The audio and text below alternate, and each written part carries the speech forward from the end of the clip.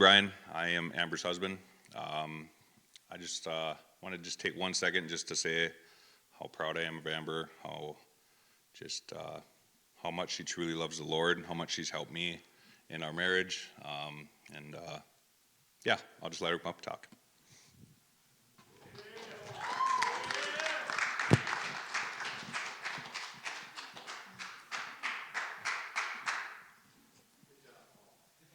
Yeah, thanks for the clapping. That was awesome. So I'm Amber, Brian's wife. That's how people know me nowadays. That's really weird for me. I still go, but I'm a person. But anyways, I'm Amber Svoboda, formerly known as Funk. And let's see. I am no longer an addict. I can tell you that. I was saved from meth. A few other things too. Up until the time I was in 3rd grade, I lived in Arizona, and that is when I got saved. I was really little. I absolutely loved the Lord. I understood fully the gospel. And then my parents decided, my mom and stepdad decided that drive-bys probably aren't okay in Phoenix, so we moved here. And so really it was like that. So we lived here, and we lived up until I was about 12. I lived lived by Aurora anyways. And let's see, I'm really nervous, you guys.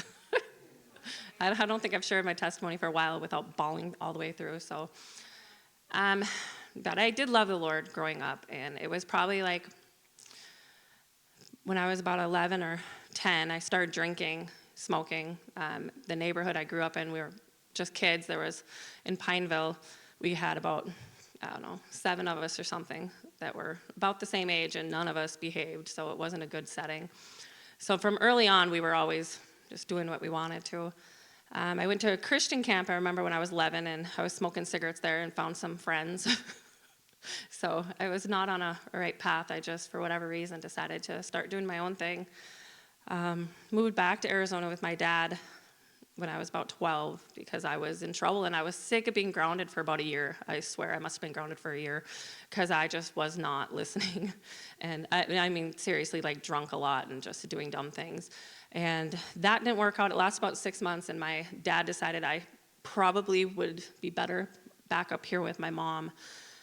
My mom, my stepdad, and my stepmom, and my dad, they drank, but I'm not going to stand up here and say that's why I drank. I know there's a lot of people, that's not my testimony of my life.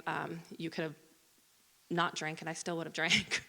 It did give me access, though, when I moved back up here to, steal beer or whatever from my stepdad, and, sorry. But it was about 13 that I was smoking weed and drinking, and fast forward to 15, I went to Gilbert School, and I put myself in a room. People ask, why did you start doing meth? And I tell them because I wanted to.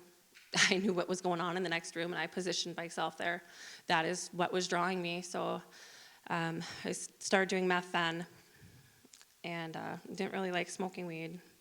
Drinking was okay, but it was meth that pulled me in. And it was the first time I've seen somebody who was totally, truly evil, too. I had a boyfriend that wasn't very nice. That was the first person who I guess, hurt me. I remember looking in his eyes, and there was no soul, just no soul.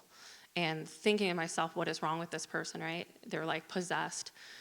And it wasn't until later on that I was like, this isn't drugs. It's not just drugs. It's really, there's evil behind this. So when I was about 15, 16, my mom didn't know what to do with me. I was drinking, and it was out of control. I was not really going to school anymore at that point. She put me in treatment in Hibbing. I spent 30 days there, and I went over to the Hope House when it was co-ed. I did 90 days there. And I got out, and I was sober for a little bit. But I was a teenager, so I started drinking again and doing meth, but it was more just drinking and hanging out with people, and I didn't go to school at all at that point. That was the end of my education. And I met another guy when I was 17, And it wasn't until I gave my testimony a few years ago how I realized how codependent I was. I had no clue. No clue. And I was like, wow. And I started noticing this pattern in my life. And God really showed me. And I believe today that that was one of the things he wanted me to speak of, because I was just so blind to it. So this guy I met when I was 17 and he was 24. And this was the second time I seen evil in somebody, except he wasn't on drugs. And for whatever reason, I met him, and that first night that I was actually at his house, he pushed me. And I look back at it, and I'm like, why would I stay there? It was just stupid. And from there, it ended up being a 2-year relationship of abuse.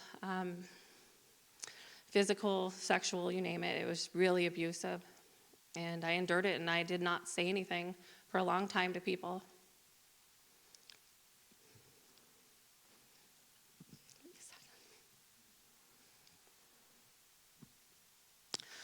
So eventually I ended up leaving, and I got a restraining order, and he still just kind of stalked me, and that's just the way life goes sometimes. But I ended up moving in with these 4 guys, and they were my protection. It was I had another convenient relationship for the next 2 years, not being in love, just convenient, because this is how I escaped the other guy. So I worked at it must have been like 19 when I left. Worked at the casino then, and for the next couple years I just really got hard into meth. That was what we did. That is just what you did. You worked, and I didn't have kids, anything, so I had met a guy, and we were together for about a month and a half, and then I met another guy. And it's like if there wasn't a guy, there was meth, is pretty much what I figured out.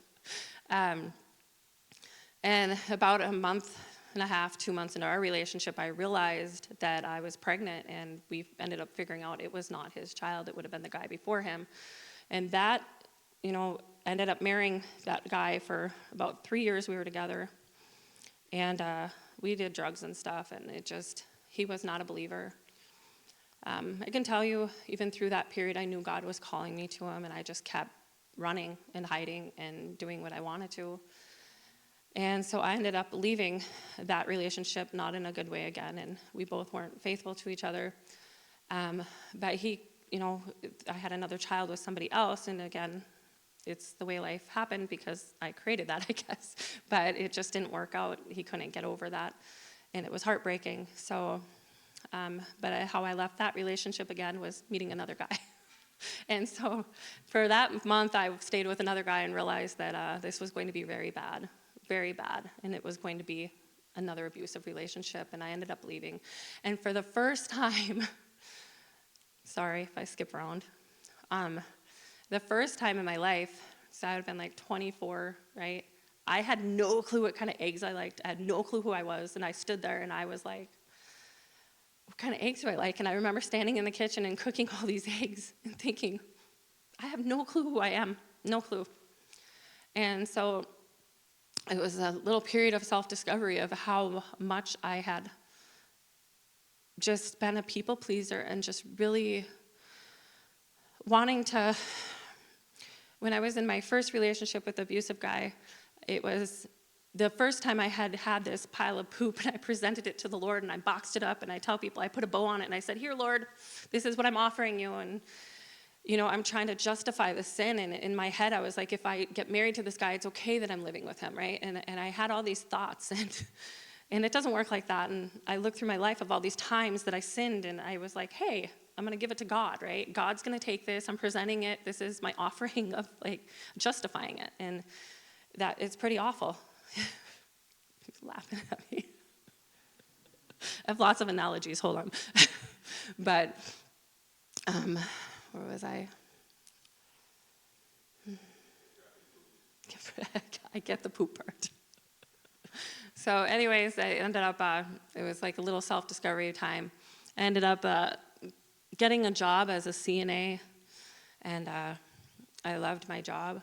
And I worked there for a year and a half, 2 years. Did a lot of drugs, so my brain's a little fried, so it takes me some time to put things together. My time during the time periods are kind of mushy. But I worked maybe 100 days in a row, like no joke, and I was doing doubles, and it was crazy. And if anybody's been a CNA, you know how it works. And so I got called on my day off, and I was laying on the couch with my daughter, and they said, "You need to come in." And I said, "No." I finally was like, "I'm not coming in. I need a day off," and they fired me. And I ended up getting unemployment, but it destroyed me. I could not afford my bills. I was paying for me and my daughter. I was paying the insurance out of my pocket, daycare, and some of that stuff went away, like daycare, but my car payment, my rent, everything, I couldn't, it was not enough. And I couldn't find a job for whatever reason. And I had a few friends that I had, and who I thought was my best friend at the time went to jail. And I got a letter saying that this guy loved me, and he was my best friend, and he also was one of my dealers too. And so I was like, "Oh, cool, this is like an answer to prayer. You want to be with your best friend, right?" So I ended up dating this guy, and I got pregnant right away. And I had lost my job, and I was losing my apartment, I was losing my car, and then I lost my baby.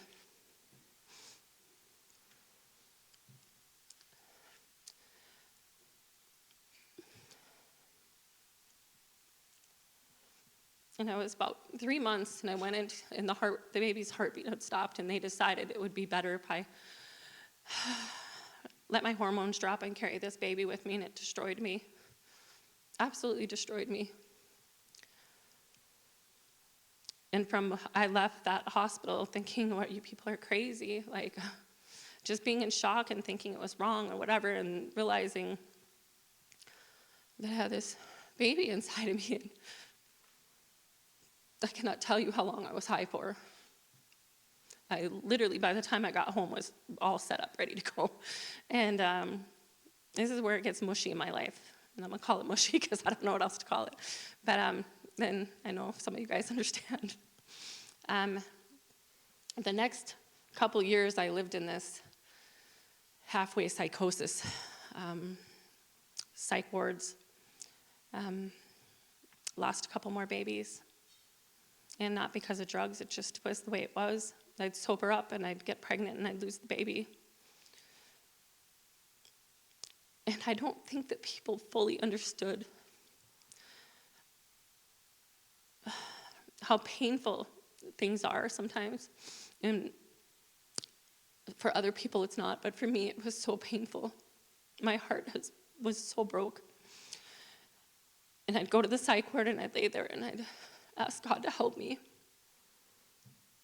And I wasn't suicidal, I would just lay there, and I was a frequent flyer. They would be like, "Oh, you just need to lay down." And I'm like, "I just have nothing left. I had nothing."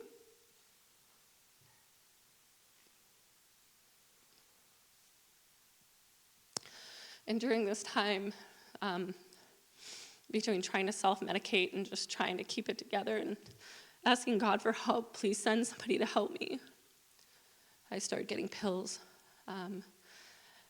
I was diagnosed with psychosis, bipolar, PTSD, anxiety, OCD.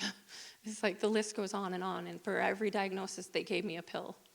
And I could tell you I probably was on 6 or 7 pills. And I didn't know if I was coming or going. We had uppers and downers and sidewaysers, and it just was insane. And then when I couldn't take anymore, I'd be like, "I'm not taking this," and I would just go straight to drugs. And I would just start doing meth again. And things were happening, and I couldn't figure out if it was real, and I couldn't leave the house because I was so scared of the outside world. And I'd have my hood on my head all the time, and my mom will tell you, she remembers the day I actually took the hoodie off my head. It was years I had this hoodie on my head. And these weird things would happen, like I said, and it ended up being a couple people came to me, and they said, "You don't really know this guy that you're with." And I was like, "What?" And I knew things were going on, and I just thought I was absolutely crazy. The doctors told me I was crazy. Everybody told me I was crazy. And the realization that the person I thought was my best friend from years was also my enemy. He was sleeping with men and women and having this whole other life I had no clue about, absolutely no clue, and I was destroyed. I really thought this was the only person, right? The only person I could trust. It was me against everybody else except for this person, and that also destroyed me. And it was about January 2011, or maybe the December right before that, I ended up going to the psych ward, and I got out, and I went right back in. And I got out, and I went right back in. So about 3 times in about 2 weeks, I was just in and out, and I ended up in Miller Dwan. And I hated it there. They were just evil. They really were. And they took all my meds away, and I just, at that point, was rocking, and the walls were breathing, and I just couldn't handle anything. And I had nobody at this point. The guy who, I told Brian, the guy who actually gave me a ride was in the psych ward with me, and I knew him from up north. And he died from drinking and drugs and stuff. He froze to death under somebody's porch a few years ago. And I was like, all I had left was another junkie, and this was somebody that I actually sold drugs to. So it was like, how did I get here? How did I get here, right? And I'm not thinking that I'm better than somebody, but it's like, how did I end up here? And I decided at that point to get sober, and at that point, too, my kids had been taken because I literally thought all these crazy things, and I was like, you have to take my kids. I can't do this anymore. And I couldn't stay out of the psych ward because the TV was talking, and the newspapers were telling me messages, and, it was crazy. But some of it was real, and I couldn't decide what was real, what wasn't, and I decided I didn't care anymore. I just wanted nothing to do with it. And it doesn't work like that sometimes. I had damaged a lot of my brain, and I had sobered up for a while after about 3 months, and I had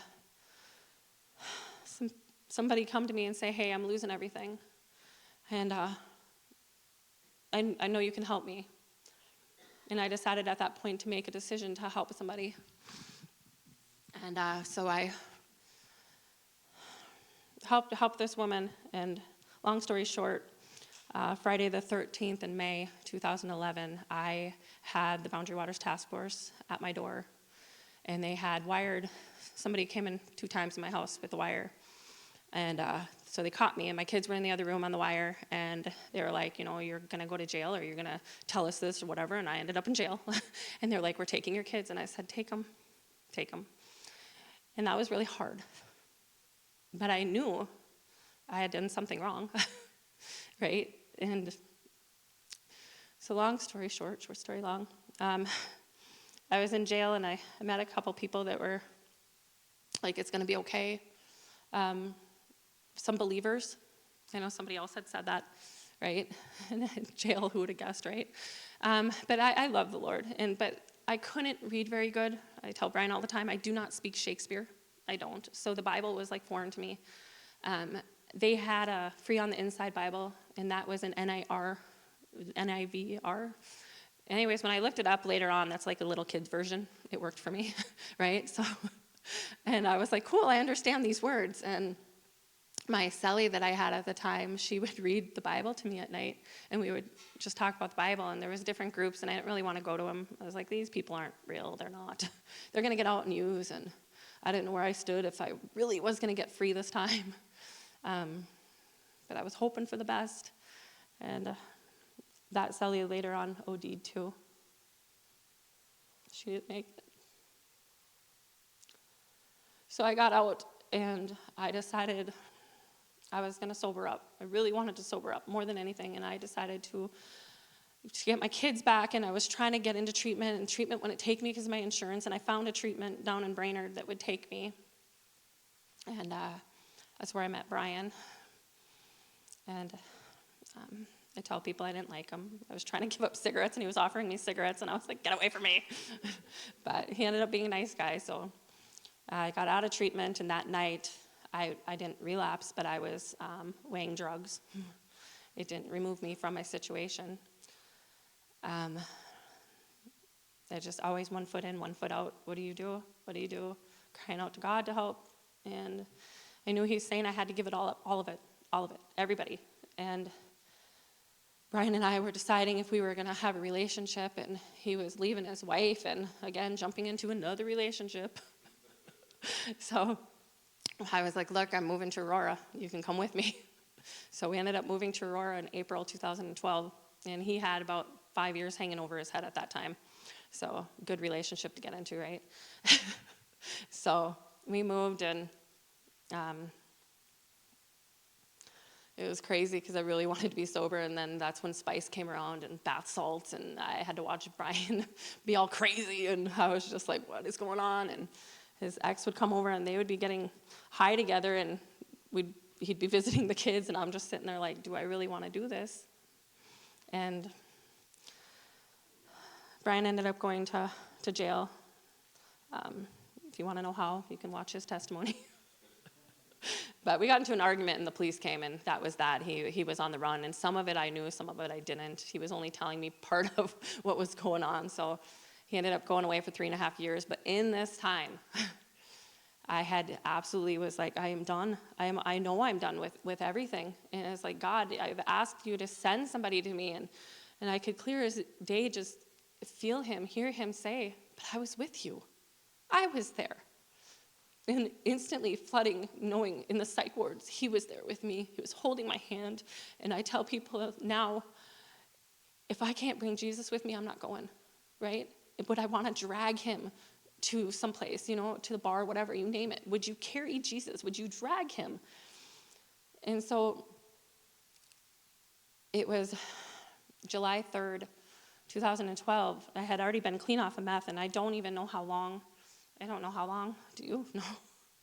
But I had a couple of drinks, and Brian had gone to jail at the time, waiting to go to prison, and I had one of my neighbor's cousins choking his girlfriend out on my porch or the stairs outside, and I thought, if alcohol does this to people, I don't want anything to do with it either, right? And I really didn't think I had a problem with alcohol, so that was my last drink. I was like, I am done, absolutely done, and I have never taken a drink since. I've never done meth, and that was 11 and a half years ago that I was like, Lord, take it all of it, and I will give up everybody, I'll give up everything.